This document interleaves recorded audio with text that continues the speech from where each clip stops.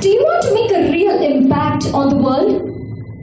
Our next speaker, Ms. Prachi Shivgaonkar, will talk about what it takes to become a change maker and create lasting effects in your community and beyond. Ms. Prachi, a renowned climate innovator, is the founder of Cool the Globe, an app driving climate action with users from over 110 countries.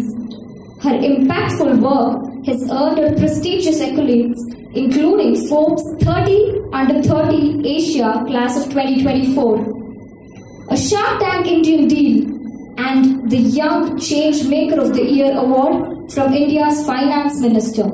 As the climate change advisor to Tata Power, Prachi has led global initiatives inspiring over 25 million people and saving 5 million kilograms of greenhouse gas emissions.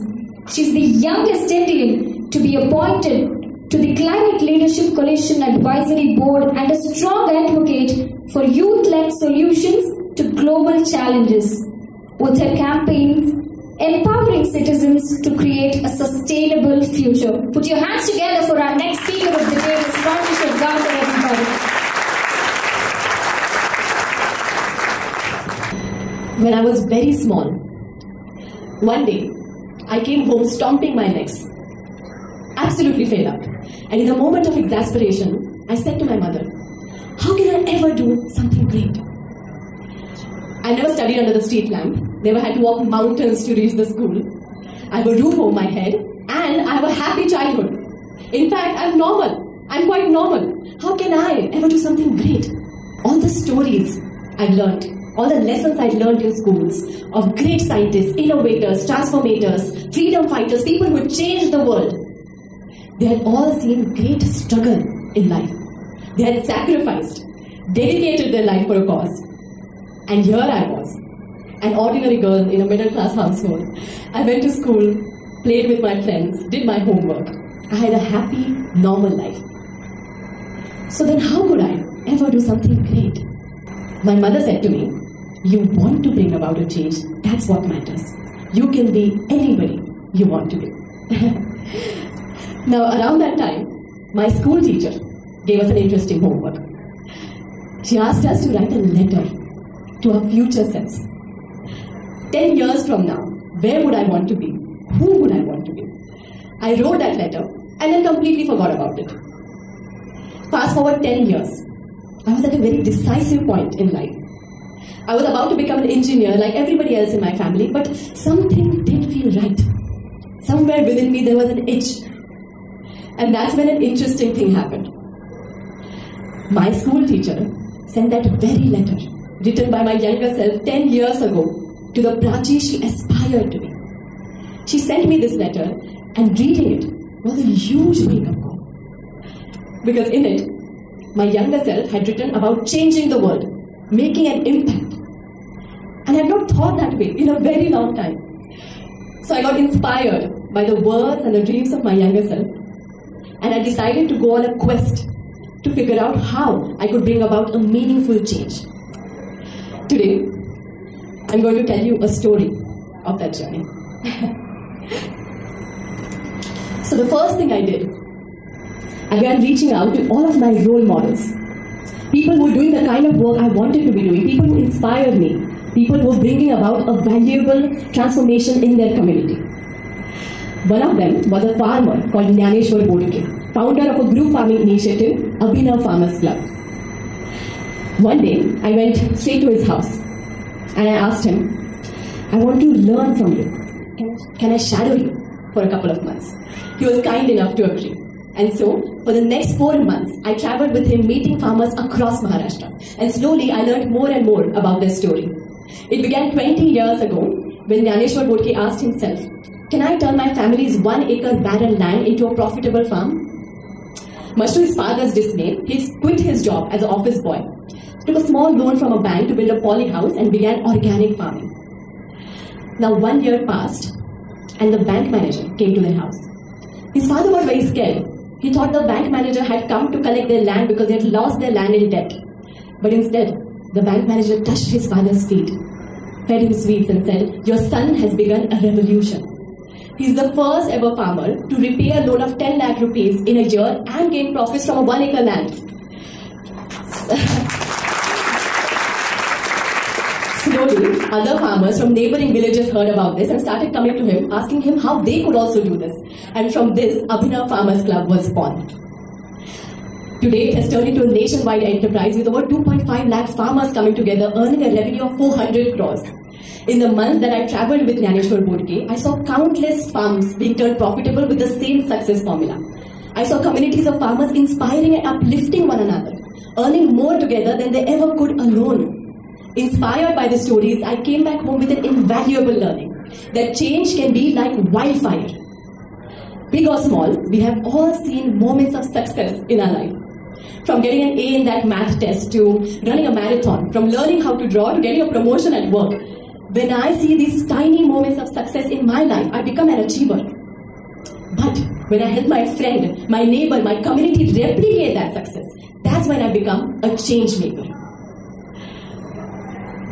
So after this experience, I went to another social entrepreneur and a personal role model, Nalini Shekhar, founder of an organization called Hasrudala, which is turning waste pickers into entrepreneurs. Again, I went to her and I told her, I want to shadow you for a couple of months. Why do you want to do this? She asked me. I want to be inspired, I told her. If you want to be inspired, don't spend time with me. Spend time with the community, she said.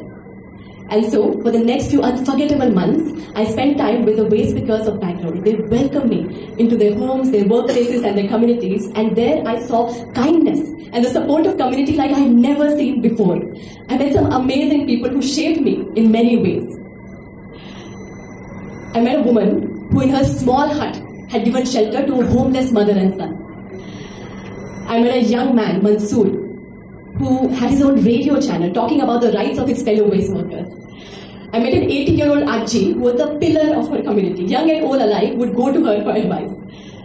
I met a mother who fought against her family so that her daughter could get an education, so that she could save up for her daughter's education instead of her dowry.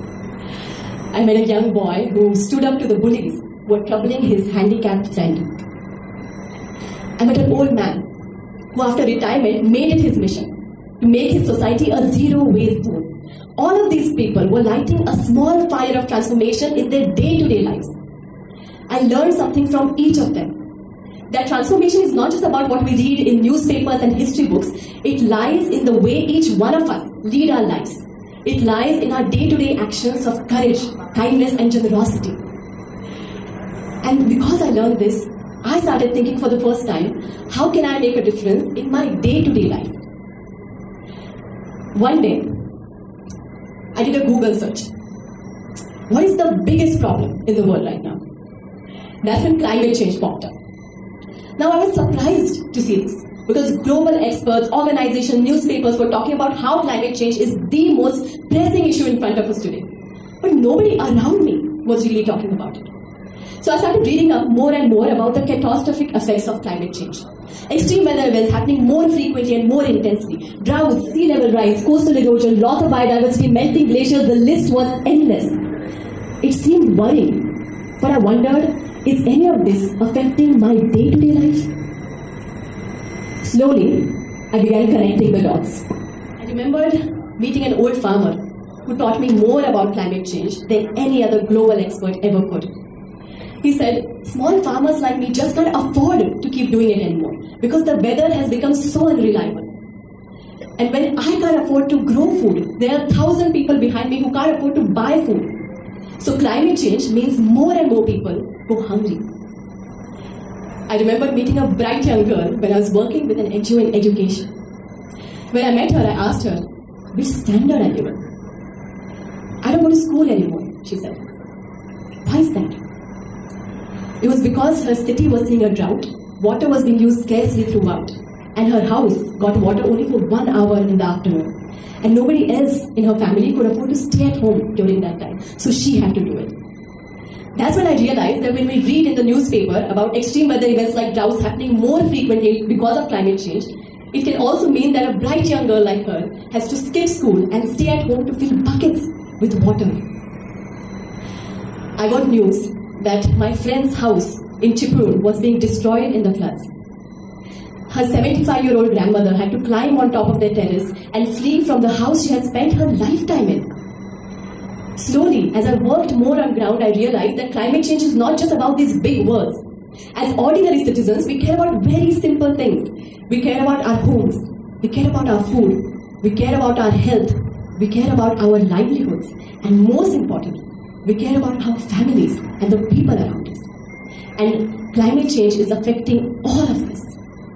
I realized that it was affecting every single issue on ground that I had worked on that year. It bothered me. I wanted to do something about it, at least at my own level. I had found my cause. And asking him this question, what can I do about this big problem? We decided to start from our own home. We took up a quest to reduce our own greenhouse gas emissions by 10% that year. So I started researching which activities of mine are leading to most carbon emissions, how could I reduce them, and how can I measure them? Will it help if I switched off the light bulb in my house, or will it help more if I recycle? I started researching on what are the simple, sustainable actions I can take in my day-to-day life, but if I had to continue on that journey, I had to measure the impact of those actions. So I started measuring the carbon emissions I'm saving with each action, just the way we measure the calories in our food. And a few months into this, something interesting happened. I began to enjoy it. It felt good that at least at my own level I was doing something. It almost became like a fun game I was playing with my family. And maybe because I was enjoying it so much, my friends, my neighbors, people around me started to take notice. They would come to me and say, it looks like you're doing something interesting and we would like to be a part of this. That's when I started thinking about how can I take this individual quest I've started and get global citizens to join me in it. And from this was born an idea for Cool the Globe app. We decided to build an app which would unite citizens like you and I to start taking climate action in our day-to-day lives and reduce our own carbon footprint to a target. For the next few years, we were zapped with a single mission to bring this idea to life. From learning how to build an app to putting thousands of hours into research, from getting people together to test the app to discussing for hours what the features could be. We worked like madmen with a missionary zeal, and finally the app was ready. We named it after its mission, Cool the Globe. So how it would work is, as soon as a user would come in, they would get a monthly target to reduce their carbon footprint. And then they would see a host of simple day-to-day climate actions they can take in order to meet those targets. For example, I carpooled to this venue instead of coming alone, and I recorded on the app that I saved 1 kg of CO2 emissions by doing this. Or when I came to Hyderabad, we had a vegetarian biryani instead of chicken biryani, and I did not eat meat for the entire month. And just by doing this, I recorded saving 4 kg of CO2 emissions on the app. I wore my sister's skirt today instead of buying a new skirt, and she was yelling at me for doing this, but then I showed her, see, I'm saving 4 kg of CO2 emissions just by doing this. So just like this, we would show hundreds of simple day-to-day sustainable actions we could take, and the app will calculate the carbon emissions we are avoiding by doing that. But what difference can one person make? Individual actions may seem small, but we believe that when a lot of people like us come together, our collective impact can be extraordinary. And to show that, we kept a global meter on the homepage of the app, which would show in real time the emissions being saved by all users combined, and that would be the power of collective action. We launched Cool the Globe for free on Play Store and App Store. And that's when we realized that now the real work starts. We have the app, but the real work is in convincing people that in the face of climate change, our actions matter. We can make a difference. So we started making some very simple video campaigns on what the common man can do about climate change. Our message was very simple. Let each one of us begin by reducing our own carbon footprint by 10% every year. People liked that we were not just talking about the problem, but about how each one of us can become a part of the solution. And what happened next was something I could have never imagined. Citizens rose up and started recording their own climate actions on the app. Our users spread the news with their friends shared it with some more, and before we knew it, through completely citizen-led, youth-led campaigns, we had reached millions of people around the world. Over 25 million citizens were watching our vision for climate action.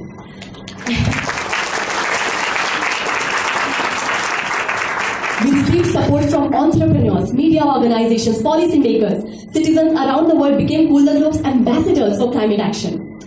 I remember a 9-year-old girl emailed me. She said, what change can I make in my life to fight climate change? She decided to start going to a school on a cycle instead of a car. And just by doing this for a few months, she recorded saving 60 kg of CO2 emissions, 3 times her weight on the app. An 86-year-old woman called me. She said, my granddaughter is getting married, and instead of buying new saris, we have decided to reuse my saris from my own wedding for the occasion. And they recorded saving 15 kg of emissions on the app just by doing this. One action like this inspired 10 others and created a ripple effect for change. Slowly, I realized that what we had created was going beyond just an app. It was becoming a movement. Citizens around the world were coming together and recording their climate actions. Organizations, policymakers were joining in. Any kind of change requires support of people from all walks of life. We often think that the decisions that shape the world are taken by a select few in positions of power, and that the voices of people like us don't matter. But trust me, they do. So we started going in schools, universities, citizen groups, mobilizing people to join our mission. And once we had the support of millions of people, it enabled us to even start working with large organizations, governments, policymakers, and places like the UN to drive change from the top down, to drive systemic change. I represented India at United Nations Climate Summit in Egypt, where we pitched our work to the Environment Minister and world leaders. The Indian government started Mission Life to help citizens make lifestyle changes for the environment. Me and a couple of other young people met with the United States Department, where we successfully lobbied for the ratification of a high seas treaty, which would protect the oceans in the Arctic and the Antarctic. I started meeting with CEOs of large organizations and working with them to drive climate action within their organization. We launched a community version of Cool the Globe app so that organizations, universities, and even cities could gamify climate action for large groups of people. I met with the United Nations Secretary General Antonio Guterres, who called us in for a special meeting ahead of his climate negotiations with world leaders, where he took our recommendations. We even started meeting with presidents and ministers of countries to mobilize people around the world for climate action. I started leading the United Nations Foundation's Next Generation India program to mobilize young people like you to play a role in meeting the Sustainable Development Goals. Today, Cool the Globe has become a global enterprise and a movement. We have users from 147 countries coming together on the app to fight climate change in their own homes. And as a result of this, I had the great honor of being named by the Finance Minister of India as the Young Changemaker of the Year.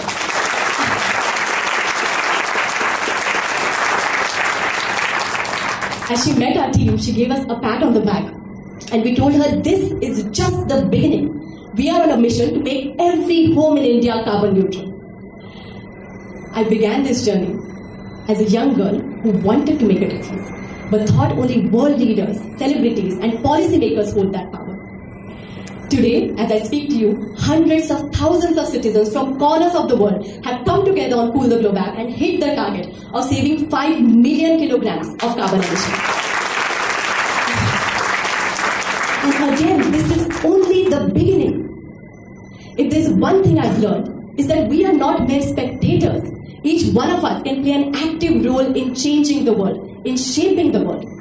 Because of my work, I get the honor to meet inspiring people every day. And all of them have taught me that real change begins in our homes, in the choices we make in our day-to-day lives. Today, I tell you this story because I have one thing to share with you and one thing to ask of you. I ask that you believe. Believe not in somebody else, but in your own ability to bring about change. And I share with you a vision of the world. A world where citizens like you and I take collective action to solve global problems. A world where each one of us is a change maker. Let's build that world together. Thank you.